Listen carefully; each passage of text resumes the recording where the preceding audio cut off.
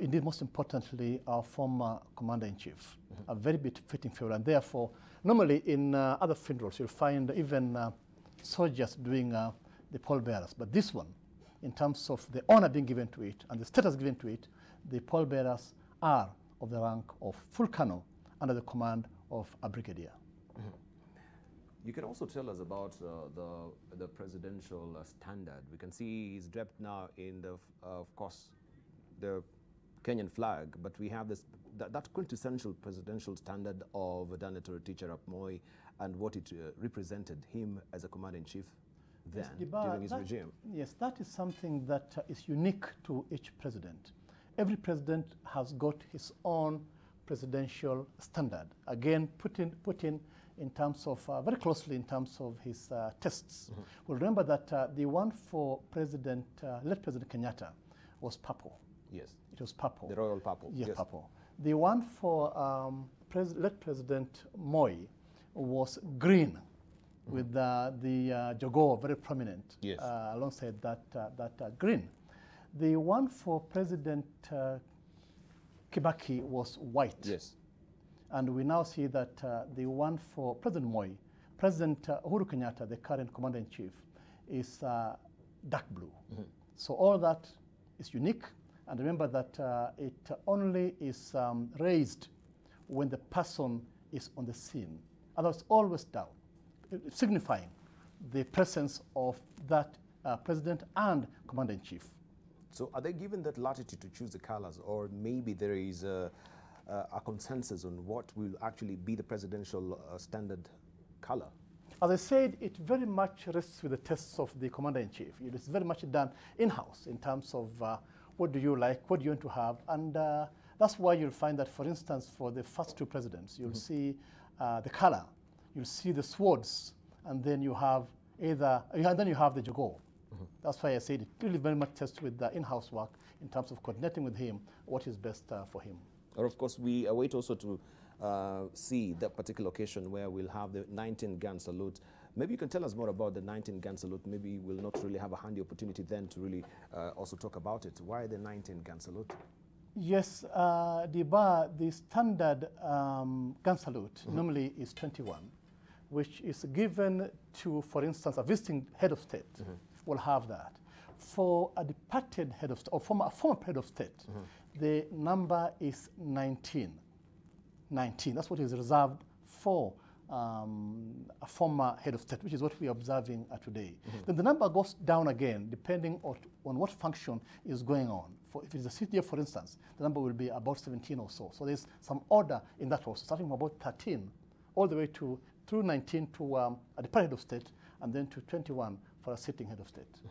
Is there any particular intent on choosing also the aircraft that will lift the latter President Daniel Arap Moi? We can see that military chopper that they actually now trying to load up his casket inside there. Is there any particular option, or is there any particular choice that this will be the aircraft that will airlift? Now, we know that in terms of our own local conditions, we have our own Air Force One, which has been a Dash 8 for a long time, and it changed later on. But for today, in terms of convenience, we need to have the body going straight, very close to Kabarak University, and therefore the journey today will be done in a helicopter. And that's what they actually is being prepared, and they are doing right now. So once now we are airborne, as we can see the pilot is standing at the ready right now to, of course, taxi or lift off from the ground. Then we have, of course, where he'll be landing, that landing pad or the helipad that they will be also landing. How will be the reception from there before we actually observe? Yeah, as we know, the final leg, what we saw on the last 3 days of mourning and yesterday was very much the military function and the civilian function. As we said, these are 3 tiers. Is a state funeral tied in with military action, civilian action, and action by the family. What we see today is very much more like a family action back at home. And that's why after the memorable service yesterday, the first stop will be at Kabarak University, where we'll see the service and also final viewing of the body by those at home. And then the small procession now from Kabarak University all the way to the final resting place, where we'll see now again the military taking over, because that again is a very important and unique occasion that requires a lot of precision. So we'll see, on arrival, we'll see again service, because service is very important. The clergy again will take over, and we'll see service being done there, the final service being done there, before the body is lowered. Now, when the body is lowered, we are going to observe a very important occasion called the last post. The last post is done on the trumpet. Normally it is one or a duo that will do that. And that is actually international. It's international. It's done almost across the world, and also for the Commonwealth. It is standard pattern. And the rim, the heim is the same all through. Go to UK, all those Commonwealth, it is standard. And that basically reflects that this particular person, or rather the comrade, has come to the end of his service, and therefore bidding him that farewell and wishing him well in the life in the hereafter. It's a very touching moment for those of us who are in service. Actually, you'll see most of them shedding tears, because it's almost like the final farewell across board. And that's done from the soldier all the way to the commander-in-chief. It is standard for everybody. Normally for soldiers, you'll have the firing party doing the normal 3 volley. But today, it's a different occasion. So as I said, we'll see the last post. And again, we mentioned something about the reverse arm and the reverse sword. Now, when the body is going down, is where we will most prominently be very watchful. You'll see the reverse arm. The reverse arm is signifying that the soldier is no longer in combat. He is done, yeah, and therefore again giving our last respect in this regard. There are 2 actually, reverse arm and arms in rest, where you find one, the arm goes back, not facing forward, and finally the arm will come to rest on his shoe, and they hold it with their arms as a sign of again final respect. After the last post, we'll have the national anthem in the 3 stanza. Again, re-emphasizing the fact that it's a very slow and memorable occasion. You know, all done in peace and all that, and with all honors indeed. So we'll have the 3 stanzas. Again, moment of attention by everybody. You know, from the last post through the national anthem.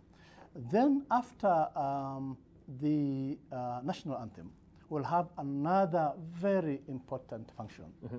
This is the 1-minute silence in honor of our departed.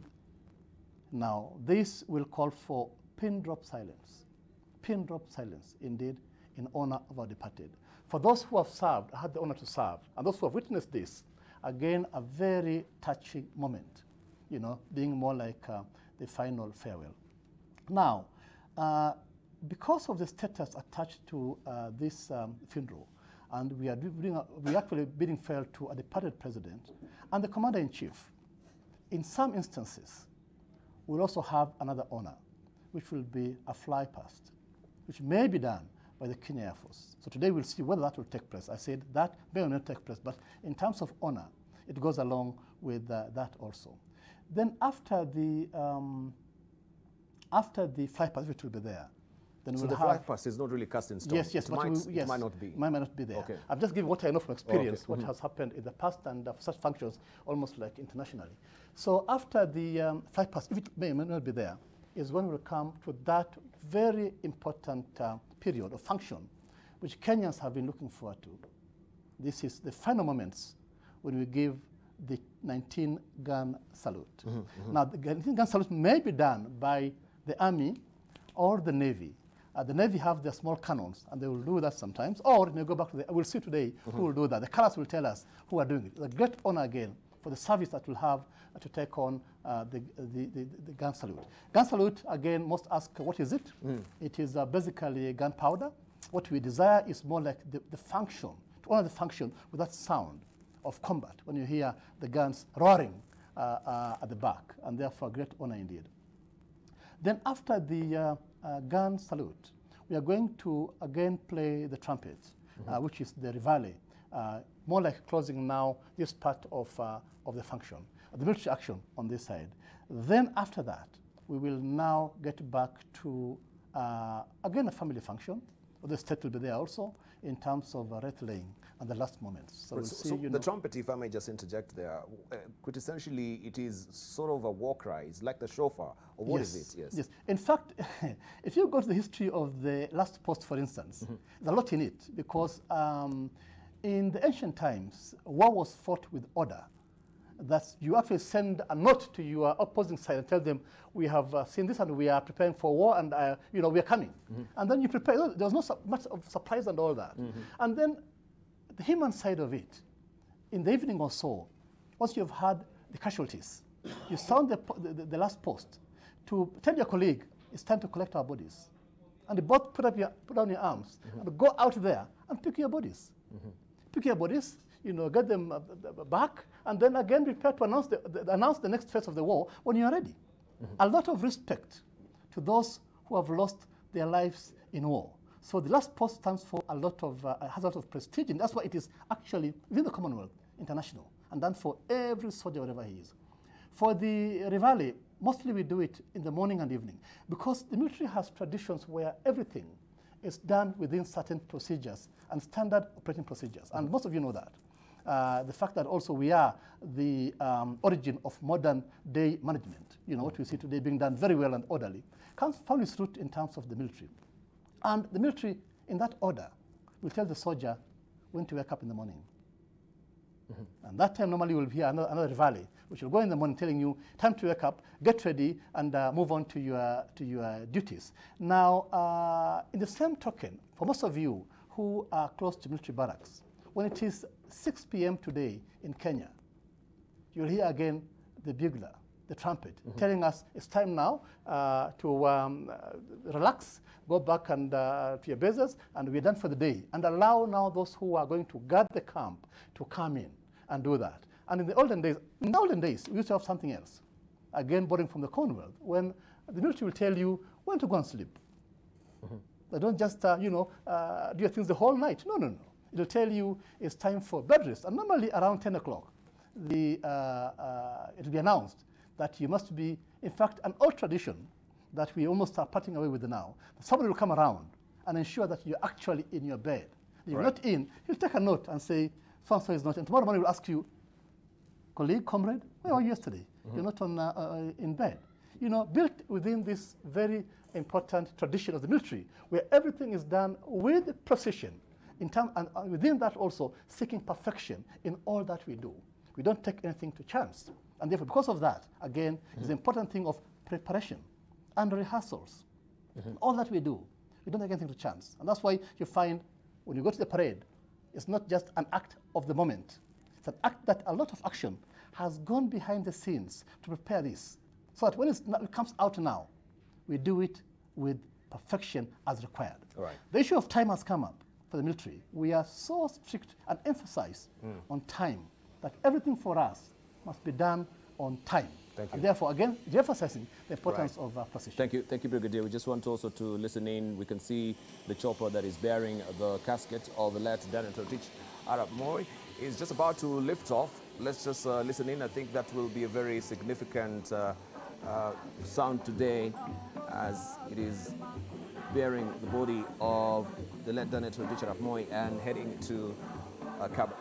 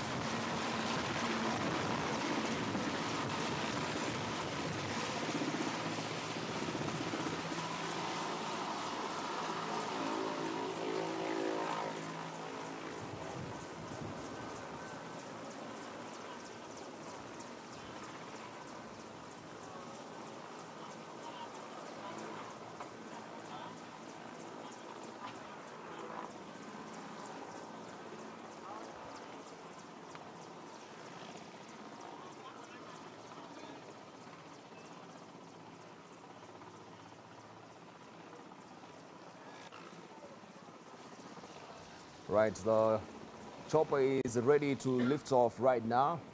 We saw earlier the pilots just doing the final checklist, and they are on the ready right. They stand at the ready right now to take off as it is right now. Brigadier, the choice of our pilots today, you can also bring us up to speed on that as well. This is from the presidential team within the military. Yes. Within the Air Force, actually. Yes, Dubai is always a prestige to have the honor to be the one to fly the president. And we have a small team that comes from the VVIP team within the Air Force that is honored to fly this is the president locally and internationally, either within a fixed-wing aircraft or a chopper as today. As I said, always an honor to have that privilege to fly the president, just as much as also it is an honor indeed today for anybody who has been chosen to serve as a pallbearer. You have seen the colonels who are there who are going around rotating and giving their full service, you know, today, despite that demanding task. Something again that is unique to the armed forces, that the element of sacrifice and commitment when called upon. So after this, we, of course, I expected to just cross over to Kabarak, where we can be observing also the reception of the body as well, and you've given us also a blow account of how that will be as well. Let's just hear from other panelists, Professor Noami Daba, briefly. Duval, this is impressive, it's precision, and it is a honor for our country, comparing with what happened to former President Mugabe. We know it was chaotic and people were debating till the last moment. I think we have used all the possible instruments to make this a dignified way to send off our former president. And we have to congratulate our president, Kenyatta, for personally getting involved and making sure that every element of our society, our armed forces, are actively Sorry, involved. let's just listen into the naturals there. This is very majestic as it's lifting off the ground right now. What a moment there. This is bearing the body of the late Daniel Arap Moi.